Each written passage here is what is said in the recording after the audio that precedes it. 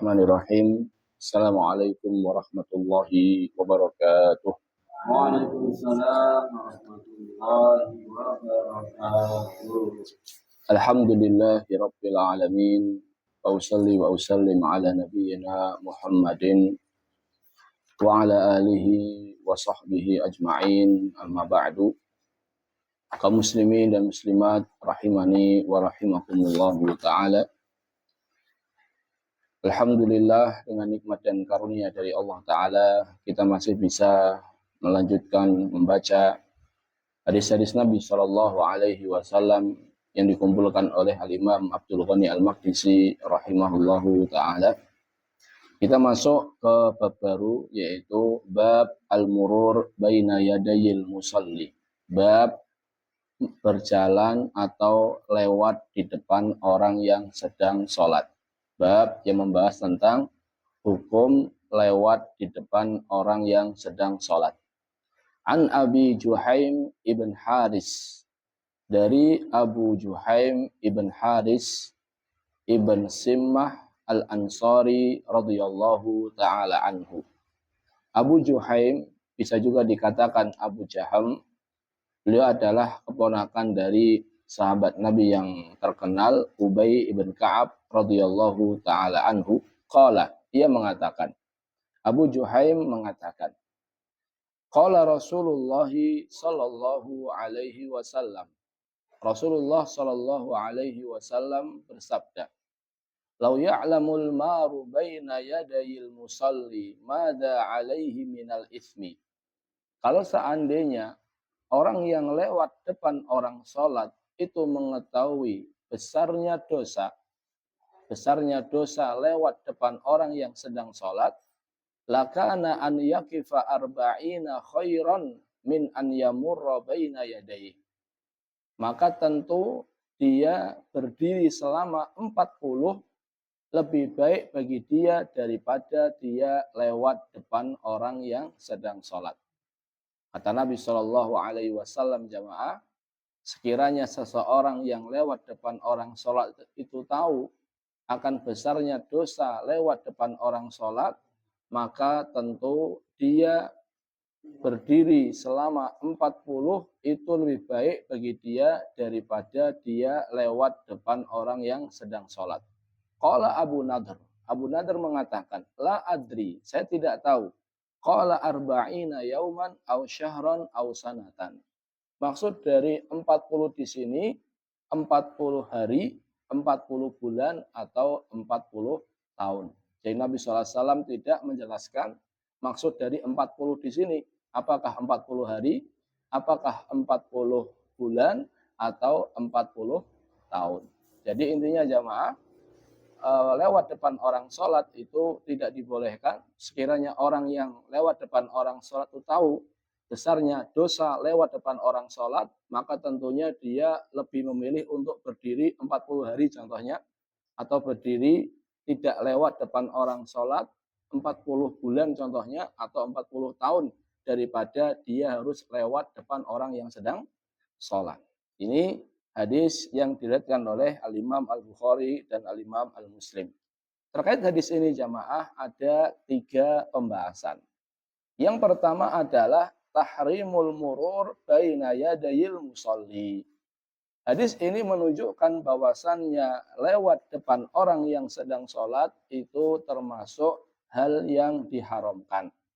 Jadi di antara hal yang diharamkan di dalam agama Islam adalah lewat depan orang yang sedang sholat. Bahkan di hadis ini jamaah disebutkan ancaman yang keras. Sekiranya orang yang tahu dosa lewat depan orang sholat, maka tentu dia akan lebih milih untuk berhenti nunggu 40 hari atau 40 bulan atau 40 tahun daripada lewat depan orang yang sedang sholat.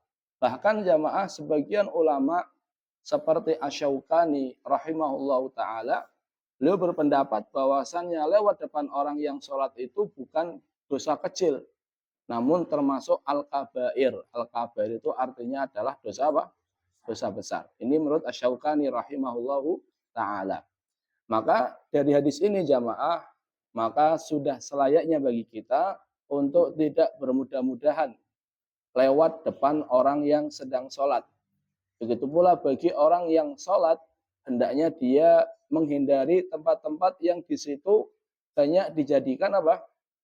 Lalu lalang manusia. Hindari sholat di depan pintu yang dimana pintu itu akan dijadikan tempat orang untuk lewat. Hindari sholat di jalan yang di situ akan dilalui oleh manusia. Karena kalau seandainya kita sholat di tempat yang di situ banyak lalu lalang manusia, ditakutkan sholat kita tidak sempurna, kemudian memberatkan orang yang pengen apa? Pengen lewat. Jadi samping kita sendiri, kalau kita posisinya bukan sebagai orang yang sholat, maka kita harus hati-hati. Jangan sampai kita lewat depan orang yang sedang sholat. Dan kalau seandainya posisi kita adalah orang yang sedang sholat, maka jangan sampai kita sholat di tempat yang di situ merupakan tempat lalu lalang manusia. Dan ini berlaku jamaah, artinya larangan sholat, larangan lewat depan orang yang sedang sholat, ini berlaku bagi jikalau yang sholat itu adalah imam, atau yang sholat itu adalah orang yang sholat sendirian. Jadi kita nggak boleh lewat depan orang sholat. Yang pertama, kalau yang sholat itu adalah sebagai imam. Yang kedua, kalau yang sholat itu apa tadi? Sendirian. Berarti kalau seandainya dia seorang makmum, maka kita boleh lewat di depannya. Kenapa? Karena sutrohnya makmum adalah sutrohnya imam. Atau sutrohnya imam itu berlaku untuk siapa? Makmum. Makanya disebutkan dalam kisah Ibnu Abbas jamaah, Ibnu Abbas sahabat Nabi Shallallahu Alaihi Wasallam pernah lewat di depan orang-orang sholat, namun mereka makmum dan Nabi Shallallahu Alaihi Wasallam tidak mengingkari. Contohnya jenengan ada di shaf pertama, ada pula orang-orang yang di shaf kedua, ada pula orang-orang yang di shaf ketiga, kemudian di tengah-tengah sholat kita batal sholatnya, maka tidak apa-apa kita keluar masjid walaupun melewati apa? Orang-orang yang sedang sholat karena mereka adalah makmum. Jadi larangan lewat depan orang sholat ini berlaku jikalau yang sholatnya adalah imam atau yang sholatnya adalah sholat apa? Sendirian. Ini poin yang pertama. Poin yang kedua adalah wa'lam anna nahya huwa anil murur baina yadayil musalli. Yang dilarang adalah lewat di depan orang yang sedang sholat. Pertanyaannya, batasannya mana Ustaz? Batasannya adalah apabila dia sholat tanpa sutroh, jadi contohnya ada imam sholat tanpa sutroh, atau orang yang sendirian lewat tanpa sutroh, maka batasannya adalah maudhi'u sujudihi, tempat sujudnya. Artinya kita nggak boleh lewat di depan orang yang sedang sholat, batasannya adalah tempat sujud dia. Jadi antara dia berdiri dengan tempat sujud dia, ini tidak boleh kita lewati. Tapi kalau seandainya jaraknya jauh, contohnya ada orang yang sedang sholat, kemudian kita lewat di depannya, tapi jaraknya ini lebih jauh daripada tempat apa? Sujudnya. Contohnya 1,5 meter lah gitu. Maka hal ini tidak masalah. Hal ini tidak masalah. Yang kedua, kalau seandainya orang ini sholatnya dengan sutroh, jadi ada orang sholat, di depannya ada sutroh, maka yang dilarang adalah apa yang dibolehkan adalah apa yang dibalik sutroh itu. Jadi kita boleh lewat selama tidak di luar sutroh yang dia pasang. Jadi intinya jamaah, kalau dia sholatnya tanpa sutroh, maka batasannya adalah tempat sujud. Tapi kalau seandainya dia sholat dengan sutroh, maka batasannya adalah sutroh itu sendiri. Nabi kita Shallallahu Alaihi Wasallam bersabda, idza shalla ahadukum falyaj'al tilqa'a wajhihi syai'an. Apabila salah seorang di antara kalian salat, maka hendaknya di hadapannya ada sutroh. Fa in lam yajid falyansib asa. Apabila tidak ada sesuatu yang bisa dijadikan sutroh, maka hendaknya dia menancapkan tongkatnya. Jadi tongkat itu juga bisa dijadikan sutroh. Kemudian kata Nabi, kemudian kalau dia sudah pakai sutroh, maka yang lewat di luar sutroh tersebut itu tidak masalah. Ini poin yang kedua. Poin yang ketiga adalah bagaimana jikalau sholatnya adalah di Masjid Nabawi. Kita tahu bahwasanya di Masjid Nabawi ini sangat sesak. Bahkan ada orang yang kadang sholatnya di tempat orang yang tawaf. Bagaimana? Apakah ini juga berlaku? Dalam artian apa juga nggak boleh lewat depan orang sholat ketika di Masjidil Haram, maaf. Apakah juga tidak boleh lewat depan orang sholat di Masjidil Haram? Maka para ulama berbeda pendapat. Ada yang mengatakan tetap tidak boleh. Jadi walaupun di Masjidil Haram, sesak tempatnya, tetap seseorang nggak boleh lewat depan orang yang sedang sholat. Pendapat yang kedua mengatakan tidak apa-apa.